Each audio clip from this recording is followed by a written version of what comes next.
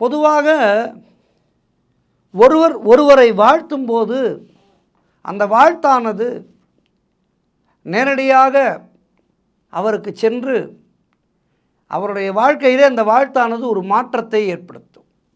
எப்போதுமே அதனால்தான் எல்லோரிடமும் எந்த ஒரு கெட்ட வார்த்தையையும் நாம் வாங்கிவிடக்கூடாது என்று பெரியோர் சொல்வார்கள். யார் வாயிலேயும் விழக்கூடாது. இந்த வார்த்தையை சகஜமாக நம்முடைய முன்னோர் நமக்கு சொல்லிக் கொடுப்பார்கள். யார் வாயிலையும் விழக்கூடாது என்று. காரணம், நம்முடைய பேச்சுக்கு ஒரு சக்தி உண்டு. குறிப்பாக பெரியவர்கள், நல்ல பக்திமான்கள், அனுதினமும் பூஜை செய்பவர்கள், பொய் பேசாதவர்கள், பிறருக்கு துரோகம் நினைக்காதவர்கள், இவருடைய வாக்குகளுக்கெல்லாம் மிகுந்த சக்தி உண்டு.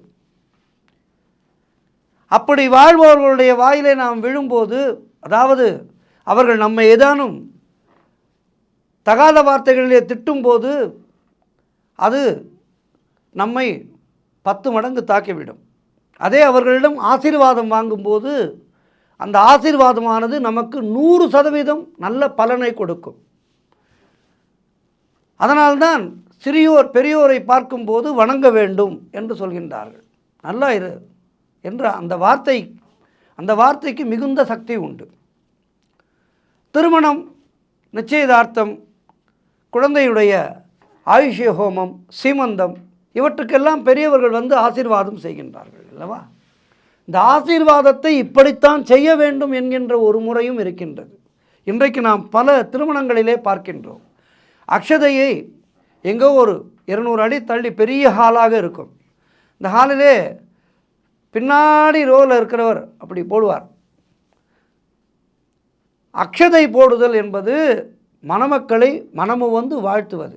அந்த அக்ஷதை அவர்களுடைய தலையிலே போட வேண்டும். ஆனால் இங்கே எங்கேயோ இருந்து கொண்டு கடமைக்கு இப்படி தூக்கி போடும்போது அந்த அக்ஷதையானது கீழே விழுகின்றது, பலருடைய கால்களிலே படுகின்றது. இது அந்த திருமண வீட்டாருக்கு கெடுதலை ஏற்படுத்தும். ஆகவே அக்ஷதையை நாம் எங்கோ இருந்து கொண்டு அப்படி தூக்கி போடக்கூடாது.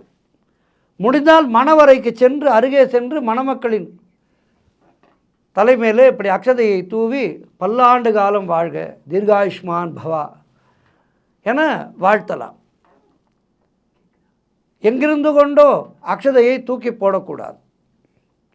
பூஜைகளின் போது ஒரு அற்புதமான மந்திரத்தை, மங்கள சொல்லை பயன்படுத்துவார்கள். மங்கள சொல்லை பயன்படுத்தி தீர்காயுஷ்மான் பவா என சொல்லி வாழ்த்துவார்கள்.